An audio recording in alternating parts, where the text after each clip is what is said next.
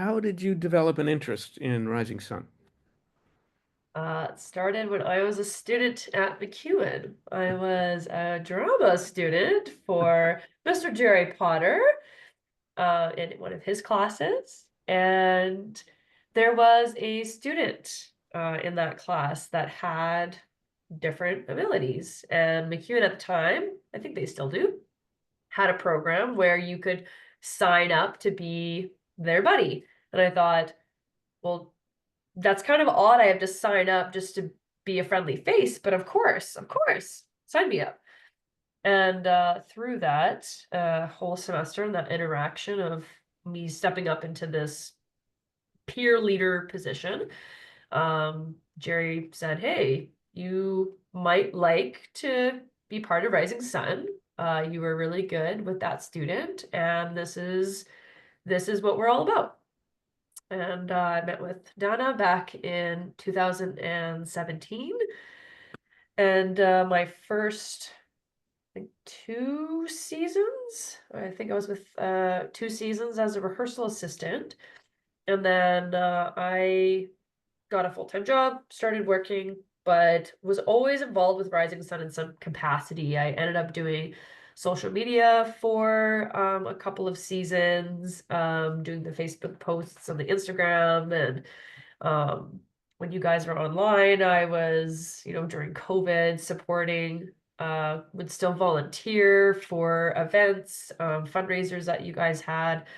And when I finished my rec therapy degree, as I was working through it, came back and did kind of show opening facilitators stuff. So I did some drumming to warm up the audience, and then I played some music to warm up the audience. And so I did that over the last 2 seasons. And this year was my opportunity. I told Jerry that I wanted to be involved in a greater capacity if the director position ever became open, assistant director. I just wanted to get my hands in the creative process, and really the therapeutic process of facilitating drama, and how much that helped me.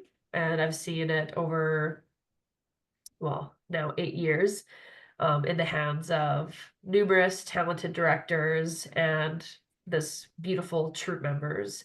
Um, so it's all in alignment for me.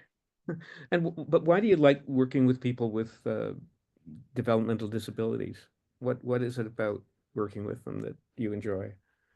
Well, it was actually last year when I was diagnosed with ADHD. It finally all kind of clicked for me that the reason I've been so drawn to them as, maybe kind of the underdogs, or the misunderstood, the differently abled. That was me. I just happened to not know about it for 29 years. And so for me, I feel like I've always had sort of an innate superpower of understanding how to communicate, understanding how people feel, the way I can break down things, being overstimulated, being sensitive to things. Like I understood a lot of that, and I do feel with developmental disabilities, there's a lot of crossover, um, just experience-wise of kind of living on the fringes, and I really understood that from like a personal level. So then, yeah, over the last year, I was like, oh, well, I'm part of this community and I get to be an advocate now. So it's really exciting to take a show like we're doing this year and really like shake the etch a sketch. Let's shake all the expectations. Let's see. You never know what you're capable of until it actually is right in front of you. And Mhm. given the opportunity, I'm not going to make any assumptions about what the troupe can or cannot do. I'm going to go in like it's a regular process and make accommodations. That's really going to be the most successful way to make art, rather than Try following to a path. try Yeah, to lower following a path expectations. that's, yeah, Yeah, maybe not maybe like presumptuous for me. yeah, cool. Um, And but you're almost finishing a degree in what's it called? Recreational therapy? Yeah, therapeutic recreation. Therapeutic recreation? Okay. Yeah. And what's that like? Is it, is there a lot of crossover between the things you're learning there and the work you're doing with Rising Sun or other groups? Absolutely. It's all focused on how do we use recreational activities, which drama for me personally growing up, that was my safe space. I loved being in a drama group. I loved feeling part of a community. Socially, it really helped me find the confidence, emotionally being able to express myself. It was great for the physical aspect. And of course, recreation therapy for me as a facilitator is it's the bread and butter. It's how do you take a group of people who all have completely different skills and needs and abilities and mix them together, make them all feel, lit up after our time together, that, this is an important part of their life, that they can express themselves, that they can feel connected to themselves and to their communities, to make new friends, to tell their stories.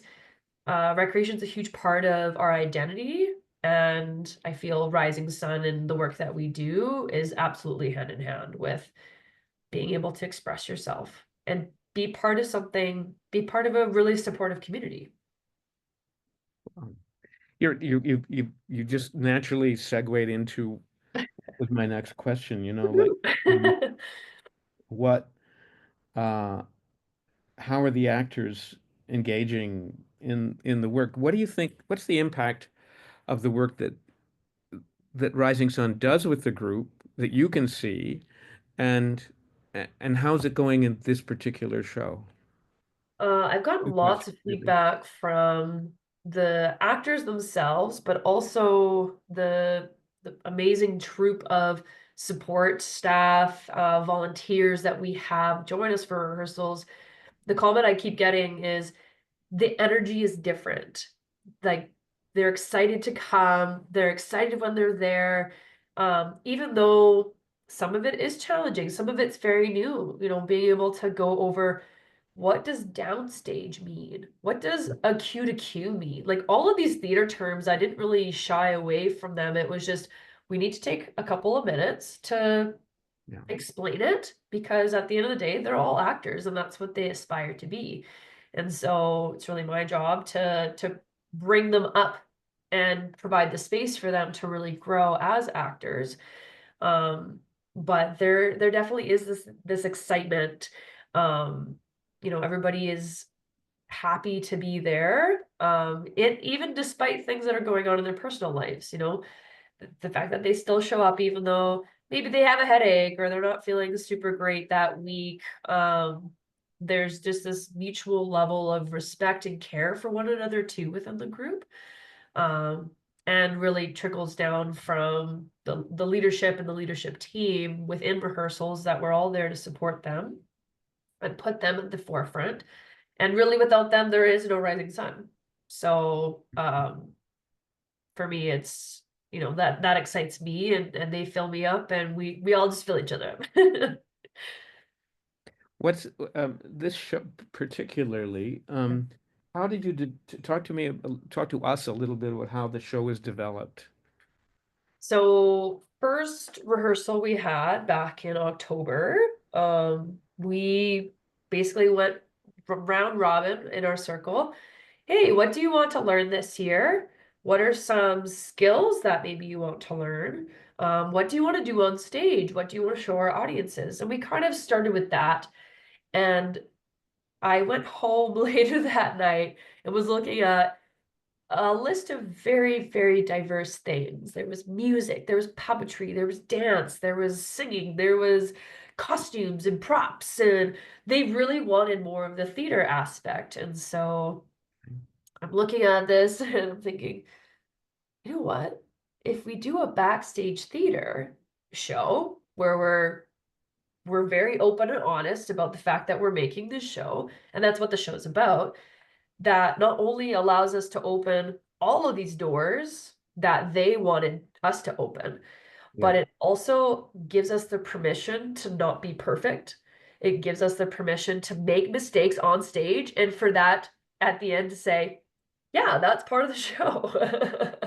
So I felt like we kind of created this fail-free environment mixed with the story of the Wizard of Oz and the characters that, speak about courage. And we can talk a little bit more about the characters themselves, but I think that the characters that Dorothy runs into are very much, maybe the archetypes that we want, a little bit more bravery to show ourselves. We don't feel like we're enough, and so I need to be smarter, I need to have a brain, um, Mhm. or maybe I guess courage and heart. Courage, Yeah, and just being able to brain, like and what's be the other one? vulnerable and share I yourself. gotta remember the other one. If I only had a brain, Yeah, if I only had Scarecrow's a heart, brain, Lion's courage, courage. and Yeah. Tin Man's heart. Oh, it's the heart. Yeah. Yeah, and I think that those three things are so necessary for building our confidence as individuals, but also as actors. And so, yeah, thematically, it just kind of started writing itself, and lots of edits of, here's the script, but is this what you want to say? Is this how you want to say it? Always taking that feedback from the actors. And there's tons and tons of lines that have been changed in here that were directly taken from the actors, or their ideas that are kind of woven into the story. Okay. All And then right. also, like, as a playwright, it is exciting. This is the first time that we're going to be in a theater. For the last 20 years we've been at the Nina, and very grateful for that space, but being in a theater kind of changes the game a little bit, and that's exciting in and of itself. And so I felt we really need to rise to the occasion of, let's make a show that's in a theater, about a theater, and we talk about theater lore like the Ghost Light. We talk about theater history in Edmonton. We have a great scene and a great rich history, and that's all woven into the story. So, Wow. and good for all audiences. Yeah. You want to tell us a little bit more about what's in store for the audience that comes without uh revealing anything you don't want to reveal, you know? Really, I'll speak maybe to the crux of the problem in the show, is that everything is going wrong. The director has the stomach flu, and Dorothy's on a dat somewhere in Calgary. And the costumes are, not, they're not ready, or they're falling apart. And, I think that this is a problem that comes up in life. I'm overwhelmed. I don't know what to do. Maybe I have people that rely on me. What do? I rely on my community. My community could be my friends, my family, my partner, but my community in this show is our audience. And so we do really encourage play. They are an active part of our show and how we solve some of the issues that come up in our live production of it. But it's also navigating the sense of uncertainty, maybe doubt, the expectations that you have of yourself, that other people have of you, and being able to, meet in the middle with your community to say, we actually need your help. We can't do this by ourselves, just like we can't create without our troop members in Rising Sun. We don't create theater without an audience. Um, so Mhm. there's very much a symbiotic relationship that we're dependent on each other. We need each other, and that really is the kind of the center of what gets us through the show. Nice. Nice. Okay. You've been interviewed. Um, And you. that gives, I think that gives me lots of material, too much really for one newsletter. So Yeah. we'll break it up a little bit, and I'll be able to do it. If we get two out before the show, that'd be great. Yeah. This is fantastic. Uh, I will. check a budget out again. I haven't really looked at it that seriously because we've been doing quite well that way, Yeah. right? Um, and I'm hoping that this before the end of our fiscal year, I can actually raise a little bit of money, but I don't know if that's going to happen or not. We'll see. Um, there's a lot of other things going on. I'm right after our show opens. Well, actually, I've got to get my income tax in still, but I've been given a. They gave us all because I make some money from capital gains on some things. I don't have to have them in till the rest of the month, but my accountant wants it right away, so I have to do it. We get an ex this year for because of the changeover in governments. Uh, it screwed up CRA, and they gave everybody who has capital gains an extra month, right? So, um, but yeah, there's lots going on. Jim DeFelice, did you know Jim? DeFelice, that's I Amy's think he was gone by dad? the time you did your drama degree. I think he had left, he'd retired. But he's like the most popular, busiest theater maker professor in the city for about 30 years. He helped everybody, he mentored everybody. And he like long after they finished, studying at U of A. But he was in the drama department for many years. He was an actor and director. He was a very, I won't say eccentric, but he was neurologically a little different too. He had a profound stutter when I first met him. They have a stutter center at U of A, and Yeah. he actually kind of cured himself eventually. But he was a live wire. He died about 4 months ago, and I knew him really well. We spent a lot of time together, and he's I'm supposed to help with his memorial service, which is a week after our show. So there's lots going on. But anyway, this was a great interview. As far as I know you're doing a great job. Let's keep communicating. As far as I know. Me Um, too. I'm trying to pull myself away from this, from the organized, from getting too involved in whatever is happening on the day-to-day level. But, Yeah. just try to, you know, get what I need to do, the job done on this show, and try to support you and Colleen as much as I can. Um, you you're both doing great as far as I can see, and I love that you've been enlisted all these volunteers and helping out with costumes and things like that. Community just builds itself sometimes. You just have to know which doors to knock on or which people that like I don't know, for the costumes and stuff, like they were pretty much from like almost day one saying, we can help with this.